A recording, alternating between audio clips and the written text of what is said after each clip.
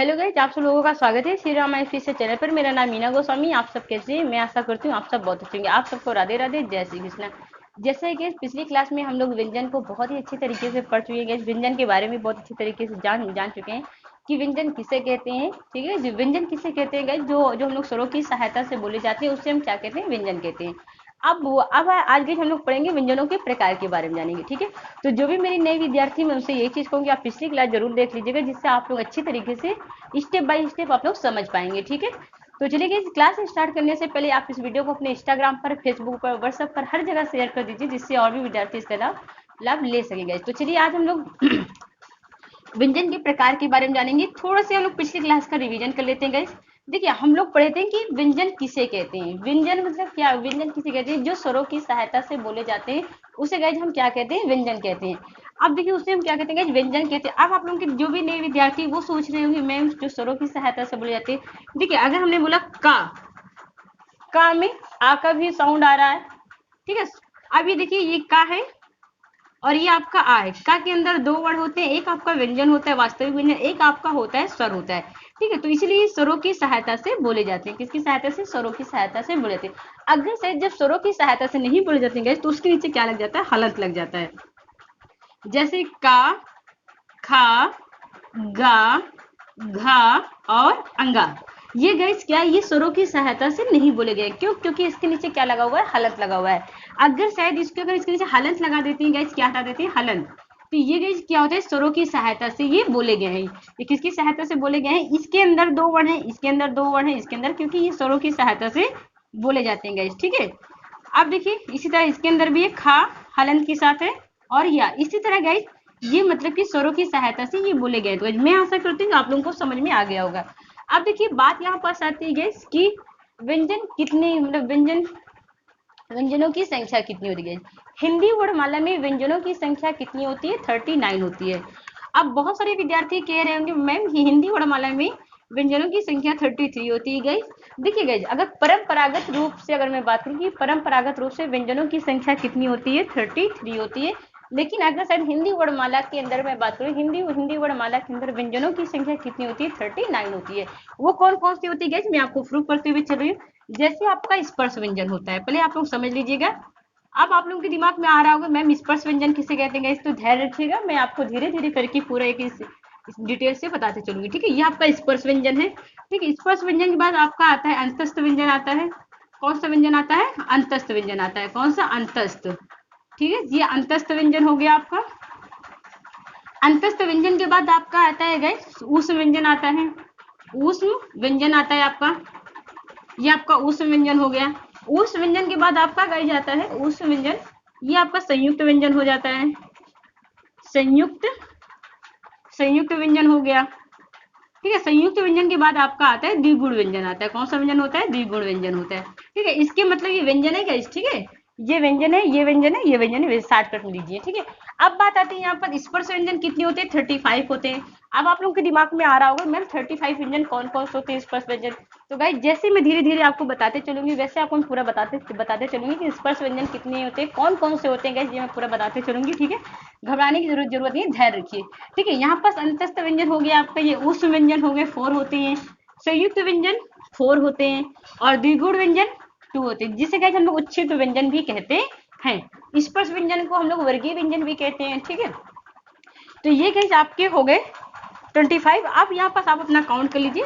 तो हिंदी वर्णमाला में व्यंजनों की संख्या कितनी होती है? 39 होती है।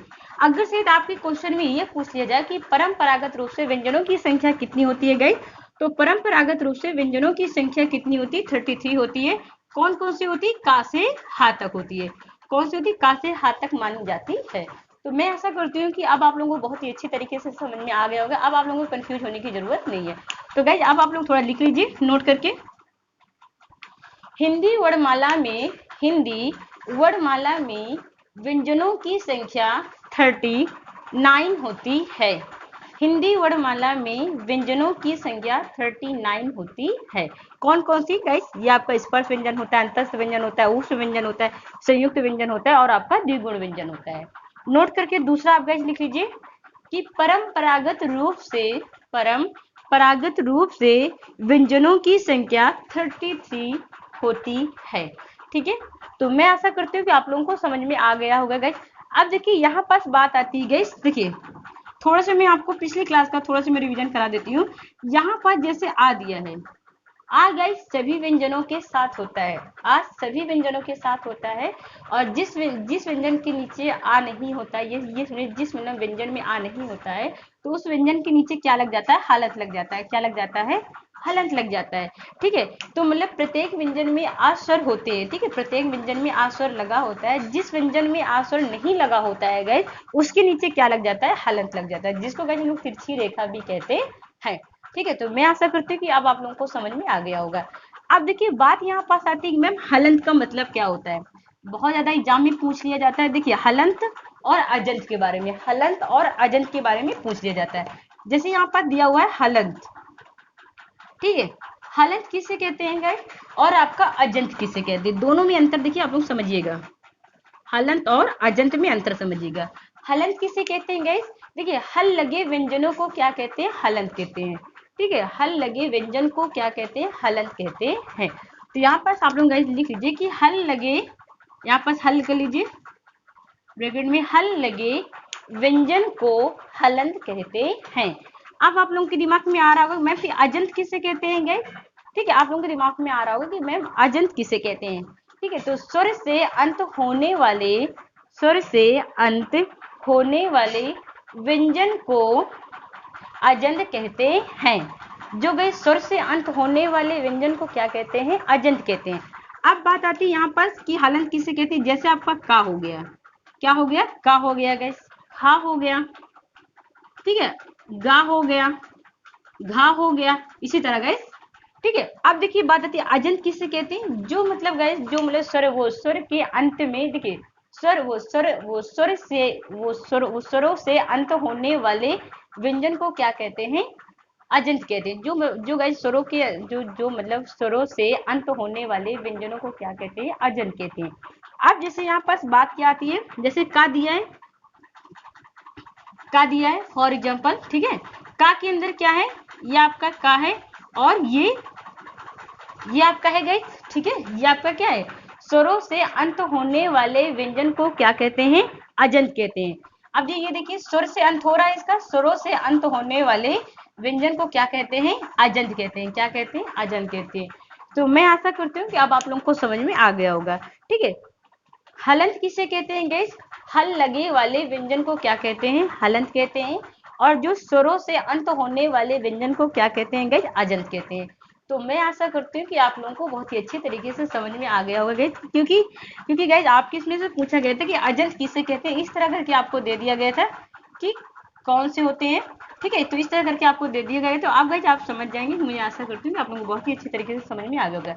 अब बात आती है यहाँ पर गाइस कि व्यंजनों के प्रकार, किसके प्रकार, व्यंजनों के प्रकार। ठीक है, आप लोग हेडिंग बना लीजिए, व्यंजनों के प्रकार, व्यंजनों के प्रकार। यहाँ पर आप लोग हेडिंग बना लीजिए, व्यंजनों के प्रकार।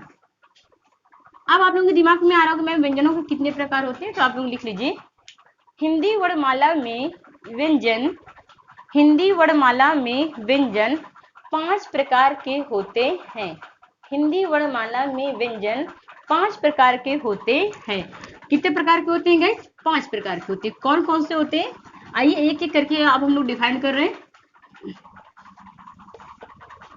एक आपका स्पर्श व्यंजन होता है, स्पर्श व्यंजन।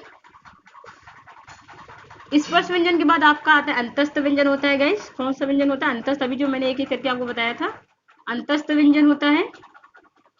अंतस्थ व्यंजन के बाद आपका आता है ऊष्म व्यंजन होता है गाइस। कौन सा होता है, ऊष्म, ऊष्म व्यंजन होता है। ऊष्म व्यंजन के बाद आपका आया था संयुक्त व्यंजन होता है। कौन सा होता है, संयुक्त,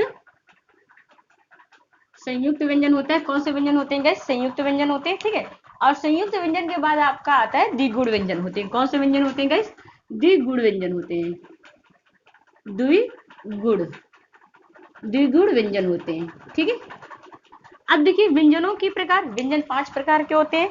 कौन कौन से होते हैं गाइस, स्पर्श व्यंजन होता है आपका, स्पर्श व्यंजन के बाद आपका अंतस्थ व्यंजन होता है, ऊष्म व्यंजन होते हैं, और संयुक्त व्यंजन होते हैं, और आपका ये द्विगुण व्यंजन होते हैं गाइज।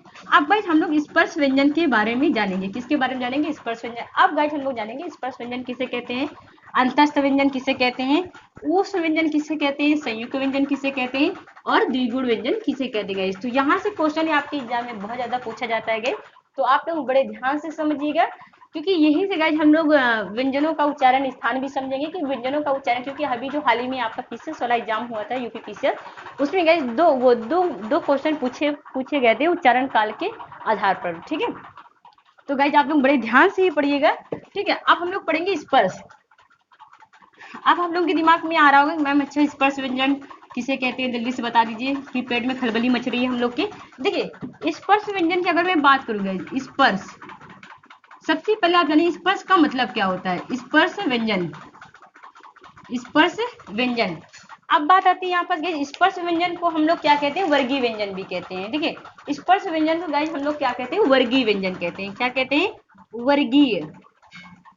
वर्गीय व्यंजन कहते हैं। ठीक है, तो यहाँ से आप कंफ्यूज मत होइएगा गाइस, अगर वहां पास क्वेश्चन देखिए वर्गीय व्यंजन कौन कौन से होते हैं, तो आप लोगों को कंफ्यूज होने की जरूरत नहीं, याद तुरंत आ जाना चाहिए कि वर्गीय व्यंजन को हम लोग स्पर्श व्यंजन कहते हैं, स्पर्श व्यंजन को ही वर्गीय व्यंजन कहते हैं।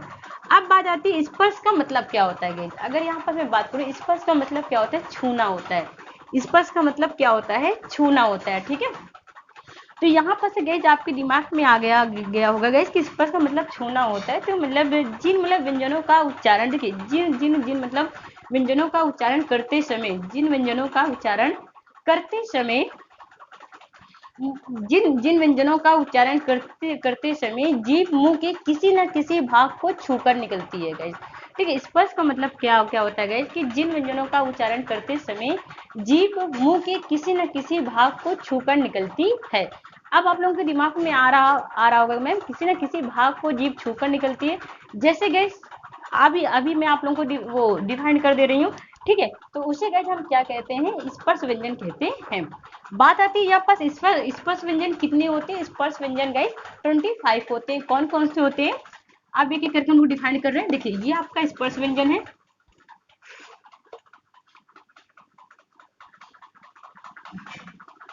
स्पर्श व्यंजन, स्पर्श व्यंजन। ठीक है, स्पर्श व्यंजन को हम लोग क्या कहते हैं, वर्गीय व्यंजन भी कहते हैं,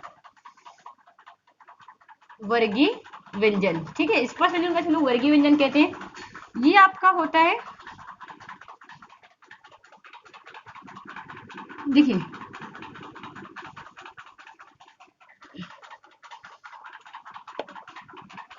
का, खा, गा, घा और अंगा। ठीक है, चा, छा, जा, झा और इया। टा, ठा, डा, ढा और अड़ा। ता, था, दा, धा और ना। पा, फा, बा और भा और मा। ये गाइस आपकी जितनी होती हैं, ये गाइस आपके स्पर्श व्यंजन होते हैं। कितने होते हैं, 25 होते हैं। स्पर्श व्यंजन कितने होते हैं गाइस, 25 होते हैं। कौन कौन से होते हैं गाइस आपका, का, खा, गा, घा, अंगा। च, छ, जा, झा, इया। टा, ठा, डा, ढा, अड़ा। ता, था, दा, धा, ना। पा, फा, बा, भा, मा। तो ये गाइस आपके क्या होते हैं गाइस, स्पर्श व्यंजन होते हैं। अब बात आती है गाइस यहाँ पर कि मैम स्पर्श व्यंजन होते हैं। देखिए गाइस अब आप लोगों के दिमाग में आ रहा होगा कि मैम स्पर्श व्यंजन ये होते हैं, तो वर्गीय व्यंजन कैसे होते हैं। देखिए जब हम ऐसे चलते हैं, ये रो आपका क्या होता है, का वर्ग का होता है। कौन से वर्ग का होता है गाइस, का वर्ग का होता है। कौन सा होता है गाइस, का वर्ग होता है। फिर गाइस जब हम ऐसे चलते हैं, जब हम ऐसे चलते हैं, ये हमारा कौन सा वर्ग होता है, चा वर्ग होता है। अब चा वर्ग के अंतर्गत क्या क्या आता है, चा, छा, जा, मतलब चा वर्ग, मतलब चा वर्ग के अंदर क्या क्या आता है, चा, छा, जा, झा, झा। ठीक है, यहाँ तो ये होता है, ये आपका टा वर्ग होता है। ये कौन सा वर्ग होता है गाइस, ये आपका टा वर्ग होता है। ये आपका गाइस क्या होता है, ता वर्ग होता है। ये आपका क्या होता है, ता वर्ग होता है, ठीक है। और ये गाइज आपका क्या होता है, पा वर्ग होता है। क्या होता है गाइज, पा वर्ग होता है, ठीक है। ये आपका पा वर्ग होता है। अब देखिए, अब बात आती है गाइज यहाँ पास कि मैम ये तो मतलब चलिए ठीक है, हम लोग समझ में आ गया कि इसे हम, ये का वर्ग का हो गया तो इसे हम वर्गीय व्यंजन कहते हैं, ठीक है। ये चा वर्ग का हो गया, ये टा वर्ग का हो गया। जब गाइज अब देखिए, आप जो आपके एग्जाम में जो सबसे ज्यादा क्वेश्चन आते हैं घोष अघोष से आते हैं गाइज, ठीक है। तो यहाँ पर से भी आपके क्वेश्चन पूछे जाते हैं गाइज। और जब जब गाइज आप लोग संधि पढ़ेंगे तो वहाँ पास प्रथम शब्द का अंतिम वर्ण, जब गाइज आप संधि पढ़ेंगे, व्यंजन संधि में बहुत ज्यादा पूछा जाता है इसमें, ठीक है। विसर्ग संधि में बहुत ज्यादा होता है। तो इसे गाइज आप लोग बड़े ध्यान से समझिए, जब ऊपर से नीचे की ओर आते हैं गाइज, तो ये कौन सा होता है, आपका प्रथम वर्ण होते हैं, प्रथम वर्ण होता है। कौन सा वर्ण होता है, प्रथम वर्ण होते हैं, ठीक है। ये गाइज आपका कौन सा वर्ण होता है, प्रथम वर्ण होता है, प्रथम वर्ण होता है, ठीक है। फिर इसके गाइज जब ऊपर से नीचे की ओर आते हैं, ये गाइज आपका द्वितीय वर्ण होते हैं। कौन से वर्ण होते हैं, द्वितीय वर्ण होता है। जब गाइज ऊपर से नीचे की ओर आते हैं, ये तृतीय वर्ण होता है। ये क्या होता है, तृतीय वर्ण होते हैं। कौन से वर्ण होते हैं, तृतीय वर्ण होते हैं। जब गाइज ऊपर से नीचे की ओर आते हैं, तो ये आपका चतुर्थ होता है। क्या होता है, चतुर्थ। ये गाइज आपका क्या क्या होता है, तो चतुर्थ होता है, ठीक है। चतुर्थ व्यंजन होते हैं। और ये जब गाइज आपके, जब इसमें आते हैं तो ये गाइज आपके पंचम होते हैं। कौन से होते हैं गाइज, पंचम होते हैं, ठीक है। ये आपका पंचम होता है, पंचम वर्ण होते हैं गाइज, ठीक है। जब हम लोग ऐसे जाते हैं गाइज तो ये का वर्ग होता है। जब ऐसे जाते हैं चा वर्ग होता है। जब ऊपर से नीचे की ओर आते हैं गाइज, ये प्रथम वर्ण, ये प्रथम वर्ण होते हैं। प्रथम वर्ण कौन कौन से होते हैं, का चा टा ता पा। द्वितीय वर्ण कौन से होते हैं, खा छ था था फा, ठीक है। तो इस तरह गाइस ये आपके तृतीय वर्ण हो गए, चतुर्वर्ण हो गए, पंचम वर्ण हो गए। अब आप लोगों के दिमाग में आ रहा होगा कि मैम आपने बोला कि मतलब जब हम व्यंजनों का उच्चारण करते समय जो भी हमारे जीभ की जो भी मुख के किसी न किसी भाग को छूकर निकलती है, तो वो गाइस कौन कौन सी, देखिए अब यहाँ पास उच्चारण काल के आधार पर की बात की जाए, किसी गाइस उच्चारण काल के आधार पर की बात की जाए, तो आप समझ जाइए ये यहाँ पास ये पंचम वर्ण है, ठीक है, पंचम वर्ण है, ठीक है। ये गाइस उच्चारण काल के आधार पर की बात की जा रही है, उच्चारण, ठीक है, उच्चारण स्थान की बात की जा रही है। किसकी किसी में बात की जा रही है, उच्चारण स्थान की बात की जा रही है। देखिए गाइस यहाँ से आपका क्वेश्चन बहुत ज्यादा पूछा जाता है। जब गाइस हम लोग का उच्चारण करते हैं, का खा गा, तो आपकी जो आवाज निकल रही है वो कहाँ से, उच्चारण कहाँ से हो रहा है गाइस, कंठ से हो रहा है। तो ये जो आपका होता है ये गाइस किससे हो जाता है, कंठ से हो जाता है। किससे हो जाता है गाइस, कंठ से, ठीक है। इसी तरह गाइस जब हम लोग पढ़ते हैं, आप इसमें उच्चारण करिए, चा का चा छ जा, तो आपकी जीवा जो आपकी जीभ है वो कहाँ की ओर जा रही है, नीचे की ओर। तो वो गाइस कहाँ से होता है, तालु से होता है। याद रखिए गाइस, सबसे आपको रटने की जरूरत है, इसको बच्चे बहुत ही रटते हैं, भूल भी जाते हैं। सिर्फ मत अपने टोन, जैसे आप बोलते हो आप उच्चारण स्थान, जैसे आपने बोला चा छ ज, तो आपकी जीवा कहाँ जा रही है, जैसे आपकी जीवा नीचे की ओर जाए तो आप समझ जाइएगा वो तालु से होता है। जैसे टा ठा, अब आपकी जीवा ऊपर की ओर जा रही है तो गाइस आप समझ जाइए मूर्धा से होता है। इसका जो उच्चारण स्थान कहाँ से होता है, मूर्धा से होता है। कहाँ से होता है गाइस, मूर्धा से, ठीक है। अब बात आती है ता, देखिए ता, जैसे आपने ता था दा धा ना, आपने जैसे बोला गाइस तो आपकी जीवा वो दंत से क्या क्या होती है, टकराती है, तो आप तुरंत कह देंगे गाइस ये क्या है, दंत से है। क्या है, दंत से है। इसी तरह गाइस जैसे आप बात करेंगे पा फा बा भा, तो आपकी ये कहाँ से आवाज उच्चारण स्थान हो रहा है, इसका ओंठ से हो रहा है। कहाँ से हो रहा है गाइस, ओंठ से हो रहा है, ठीक है, होंठ से हो रहा है गाइस। कहाँ से हो रहा है, होंठ से हो रहा है, ठीक है। तो ये गाइस आपके रही आपके उच्चारण स्थान। तो ये गाइस आपके देखिए स्पर्श व्यंजन कितने होते हैं, 25 होते हैं। कौन कौन से, का से माँ तक, ठीक है, का से माँ तक आपके स्पर्श व्यंजन। अगर शायद ये आप देखिए, एक आप नोट करके लिख लीजिए गाइस, अगर शायद आपके एग्जाम में ये क्वेश्चन कर जाए कि स्पर्श व्यंजन का उच्चारण स्थान का क्रम क्या होता है, स्पर्श व्यंजन का उच्चारण स्थान का क्रम क्या होता है। सबसे पहले आप बताएंगे कंठ, कंठ, कंठ के बाद आपका तालु आता है। देखिए गाइस तुरंत आप याद रखिएगा, जैसे आप उच्चारण करोगे, जैसे आपकी जीवा नीचे जाए तो आप समझ जाइएगा वो तालु है, जैसे आपकी जीवा ऊपर जाए तो आप समझ जाइएगा कि मूर्धा की बात करें। बच्चे सब ज्यादा कंफ्यूज किस में होते हैं, जिसमें होते हैं, इसमें और इसमें। बस इतना आप याद रखिएगा कि जैसे आपने बोला चा छ, ज, झ। तो आपकी जीवा कहाँ जा रही है? नीचे की ओर जा रही है। जैसे आपकी जीवा नीचे की ओर जाए तो आप समझ जाइएगा वो तालु से होता है, और जैसे आपकी जीवा ऊपर की ओर जाए तो आप समझ जाइएगा वो मूर्धा से होता है। ठीक है, आपका मूर्धा हो गया गाइस। मूर्धा के बाद आपका दंत हो गया, और दंत से आपका हो गया कोट हो गया। ठीक है, ये गाइस आपका हो गया उच्चारण स्थान, वो उच्चारण स्थान का क्रम। ठीक है, तो सबसे पहले कर्ण, तालु, मूर्धा, दंत, ओठ। तो गाइस ये मतलब गाइस आज रहे आपके लिए स्पर्श व्यंजन, आप इसे ही अच्छे तरीके से रिवीजन कर लीजिएगा, क्योंकि अभी जो हाल ही में यूपी पीसीएस का एग्जाम हुआ था गाइस, उसमें ये इसमें से 2 क्वेश्चन पूछे गए हैं। ठीक है, तो मैं आशा करती हूँ आपको बहुत ही अच्छे तरीके से समझ में आ गया होगा। हम लोग नेक्स्ट वीडियो में मिलते हैं अंतस्थ व्यंजन के साथ, संयुक्त उष्म व्यंजन के साथ, संयुक्त व्यंजन के साथ। ओके, धन्यवाद।